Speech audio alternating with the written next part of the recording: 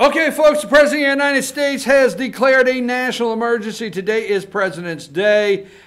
He will use funding from many sources. I guess the largest source being the Military Construction Administration Fund. First of all, let's tell people how to contact the show. This is all of the ways you can 706-889-9700, chief@fetchanews.com, and there's all the social media ways you can communicate and follow our show. Now, right after this show is the Facebook Live. Go to our Facebook Live and check out. I'm just checking all of my emails. Check out the instant replay with Dave Garner and Luther Kinsey there in about 10 minutes, about 15 minutes on the top of the hour, 10 o'clock on Facebook. Go to Facebook and watch the show, instant replay.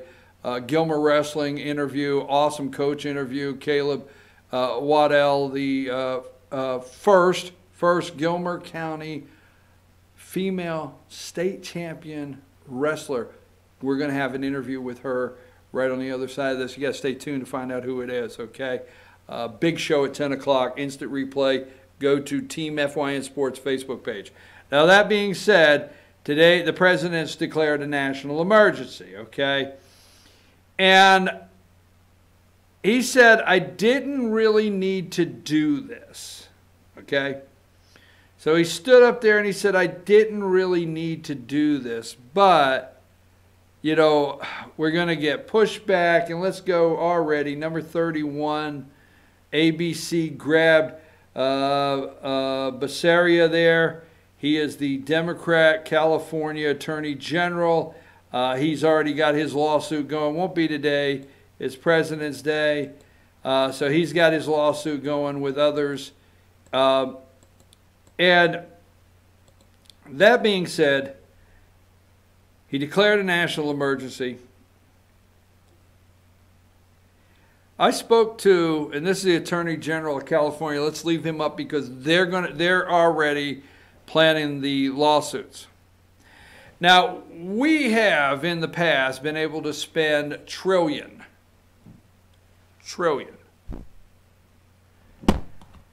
Our president asked Nancy Pelosi for $5.7 billion. We spent, and don't think Obama was not in the loop, we spent trillions of dollars in unfunded wars that we did not have the money, that we borrowed as a nation. Now there's $22 trillion in debt. And last week, you know, I said when I started, I accept Donald Trump as one man, okay? And last week, the media had a field day, an absolute field day, with going and saying we've reached a $22 trillion deficit. And in that $22 trillion deficit, the President of the United States is just pushing that debt as fast as he can with tax breaks and spending and so forth. So now the president has declared a national emergency and they want to take him to court. Now stay with me on this because you got to keep your head clear. They want to take the President of the United States to court so they can redefine who has control of the purse strings. I swear to God, you can't make this up. So the court, and they feel the executive office branch of government has too much power here. Just last week, go back just a week ago and look at the $22 trillion in debt news. Why, they had, what, 3-4 days where this thing just blew up, $22 trillion in debt. And it was going to soon be 93% of our GDP. And Trump has pushed that as fast as he can. But now today, right? Today, they're going to take him to court so they can redefine that Congress has authority over the purse strings, and Congress sent the spending through, and just because the president doesn't like what Congress sent through, he's going to declare a national emergency and end a round. Last week, it's Trump's $22 trillion. Today, Congress has the power of the purse. And they do. I love hearing Congress has the power of the purse. Because one, unlike Ann Coulter said she does not blame Speaker Ryan or Mitch McConnell, I do. Now, President of the United States is a businessman, and when he came into office, he was getting hit all sides of how D.C. worked. And he was getting all kinds of suggestions of who could help him wander his way through D.C. Go ahead and put the only picture I have of him right now. Go ahead and put 25 up.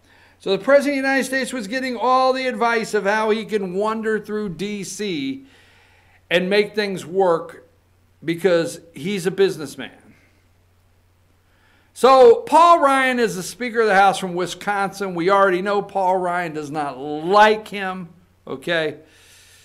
So Trump says, you know what? This is my opinion, totally my opinion. He says, okay, Reince Priebus, okay, Reince Priebus, I will make him chief of staff. Why, him and Paul Ryan wear cheese heads together, and I'll have him go down to Paul Ryan and try to send that olive branch of one Wisconsinite, if that's what they are, to a cheese head, one cheese head to another. So Priebus is there for 6 months, and you know, and so forth, but Trump gets nowhere.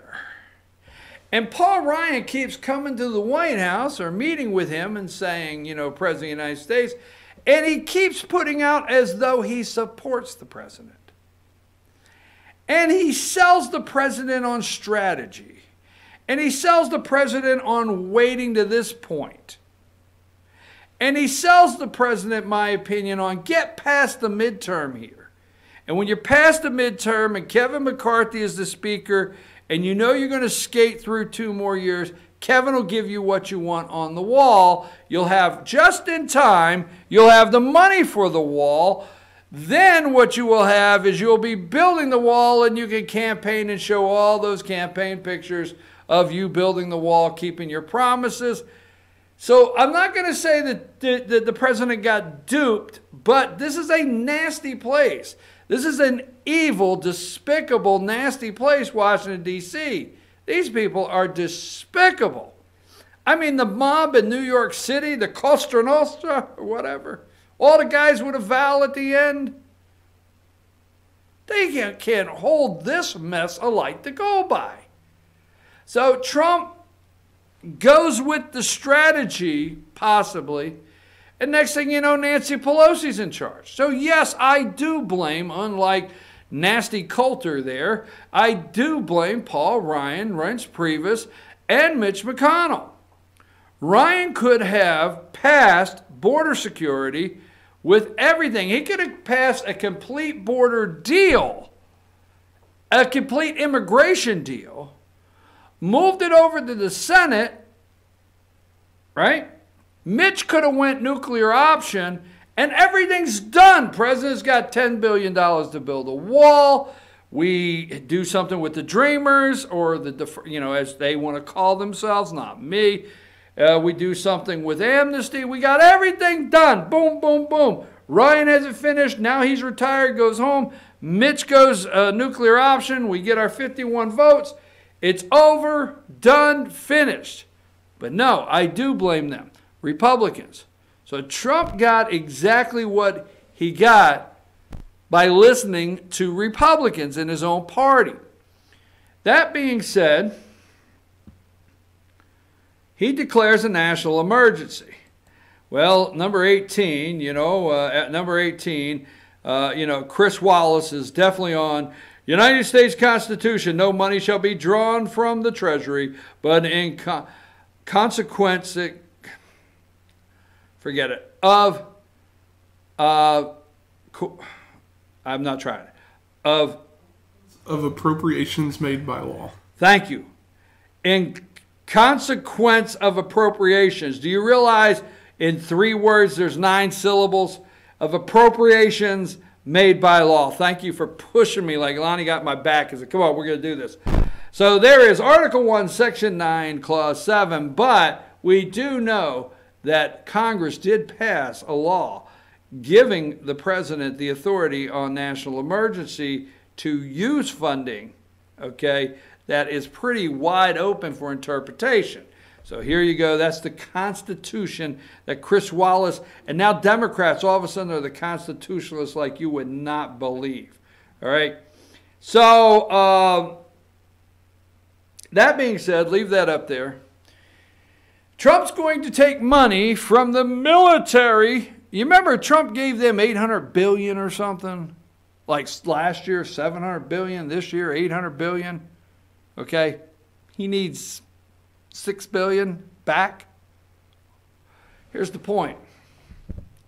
We spent out of that $22 trillion, remember, $22 trillion, $7 trillion of that money. $7 trillion. Wasted.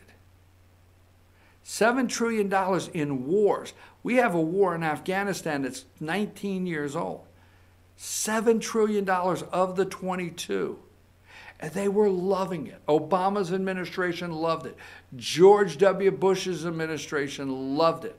I mean, they were spending, they loved it. $7 trillion. Nobody asked questions. Nobody asked where our money's going to. Nobody brought up the debt. Now, it was okay. It's been okay in Iraq and Syria and in the Middle East. It's been okay in Kuwait. It's been okay in UAB. It's been okay in obviously Iraq. I might have said that a couple times. But it's been okay in Iraq and Afghanistan to take our money and build massive airports. Now our money and build massive airports, schools, power plants, bases that we house our men and women all around the world. But let us want $8 billion and everything. Where has been the press interest in how the military is getting treated before? So I made a phone call yesterday, and I'm going to get to this because I'm running out of time. But I made a phone call yesterday to a retired Army general of the Corps of Engineers.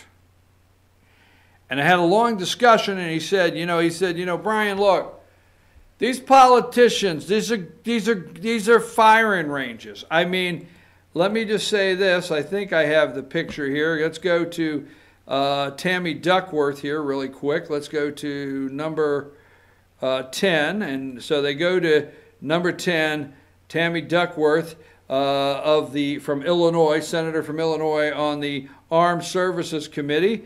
And she says, they're not going to get a firing range now. They're going to take our money and they're not going to get a firing range, and they're not going to get a helicopter disaster training pad right out of the area where I used to fly. They're not going to get this desperately needed stuff. You know what? They're not going to get these barracks. There's all kinds of things in Ohio. There's not going to get a school, okay? They're not going to get a school, a middle school at a base, an Army base in Kentucky, all right? So they've gone after, let's see, where are Mr. and Mrs. That love this country so much, number 20, okay? There's Gumby Joe and Stretch Minka.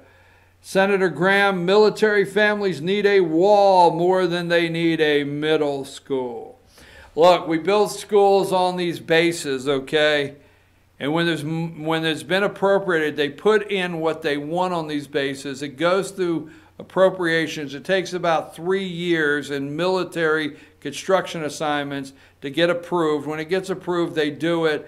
When they talk about barracks, this general told me yesterday, he said, where have these politicians been with the military over years? During the cuts, when Obama when Obama was making enormous cuts in our military budget, that's what this general told me yesterday, and we were not able to build these things, and we were not able to upgrade our military, where were all these politicians then concerning the military and our equipment and barracks? He also went on to say, he said, you know, we have barracks that are 60 years old from World War II that kids were sleeping in and staying in from World War II. None of these politicians cared. So the point is, don't fall for these politicians caring about, and it's not a big deal. America, it's not a big deal that the President of the United States plans to use the military funding, okay, for construction projects on the wall. And it doesn't mean that in Kentucky they'll never get a school. It doesn't mean that they'll never get a firing range. Just watch for all these plans that all of a sudden they care about our military. I want to get to this one real quick, Lonnie. Number 30, moveon.org. Let's get clear here, moveon.org. It seems like Soros had plenty of time to gather the troops together. States holding President's Day protests. Every one of these states are holding a President's Day protest, and it's being sponsored and organized by MoveOn.org. Wonder, that is a shocker, right? Number 28, because I'm trying to close here. Desperate Venezuelans wait for aid. America, this is you. You're the ones. This is not Alexandria Ocasio-Cortez. This is you, the American people. We have aid, okay, that is getting to the Venezuelans now, all right? This is us, America. We have it coming in, and hopefully they will get it distributed. But the American people, you are pushing aid to take care of this once richest nation in our southern hemisphere here that is now socialized to the point that thousands of their people are fleeing to Colombia every day, and sadly enough, they are eating things that you and I would imagine, just couldn't imagine trying to eat here in this country. So that I want to get with. Number 21, okay, Smollett. Now, I did not get into this story last week. Smollett may have orchestrated own attack. This is a gay black man that's on a show called, I don't know, what is it called? I forget what it's called. Enterprise or whatever. I don't know. But it's a show. It's supposedly he is going to be written off the show. So he stages his own attack by two people there in Chicago and actually claims they were Trump supporters. And we have everybody from the media. Nobody waited, okay? There was no waiting. In fact, I don't have time to show you, to read all of them to you. But Lonnie, I do want you to put up number 14, okay? Number 14, possible Smollett hoax on issue for Democrats, an issue for Democrats. And these are all of the tweets that were sent out, or many of the tweets sent out by many Democrats. Cory Booker, Spartacus, a.k.a. maybe gay, don't know, wait for that coming out party, okay? Streamers, hats, everything like that. But Cory Booker went on the floor of the Senate and talked about, you know, this hate crime. Why? A hate crime against a black gay man, all right? Put a noose around his neck, whatever.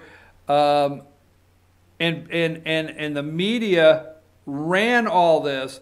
For example, Nancy Pelosi has deleted her tweets about Smollett. She's deleted her tweets. Many Democrats are rushing to delete their tweets, okay, concerning their support for this man, okay. Cory Booker called Smollett's attack a lynching. Cory Booker called it a lynching.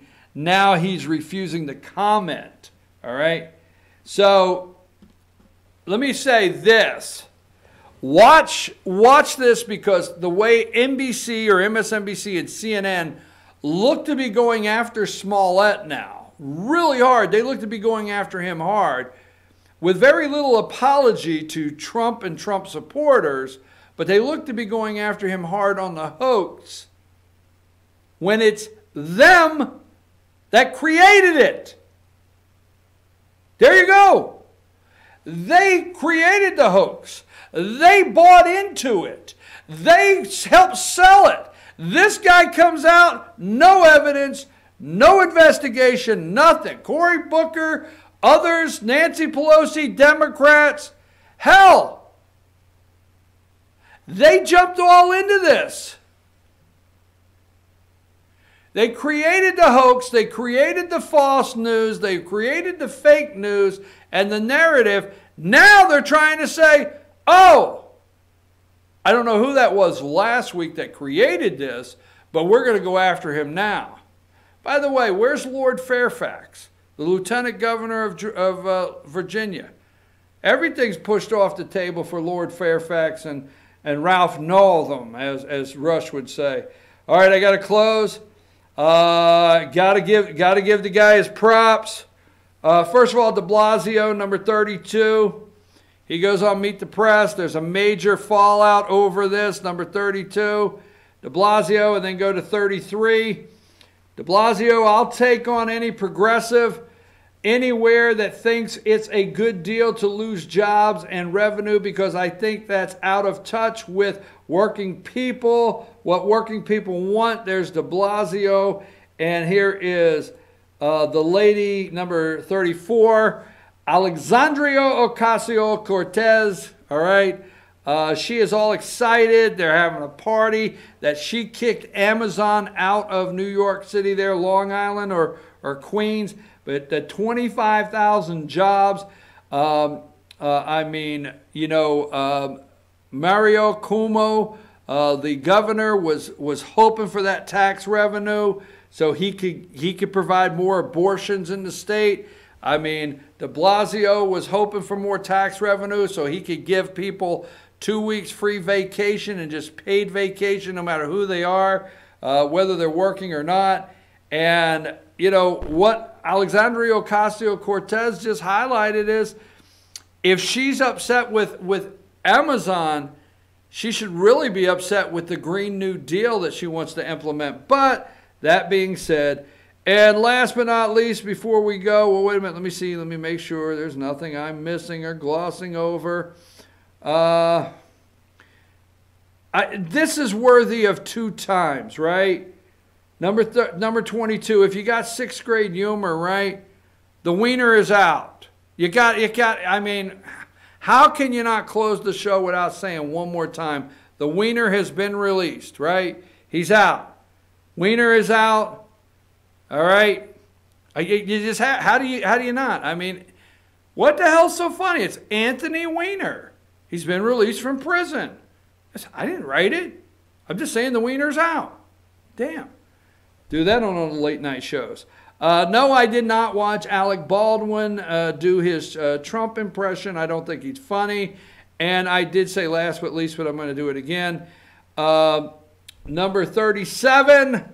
Did you guys miss Rush Limbaugh, the king of all media there? No, that's Howard Stern. Damn.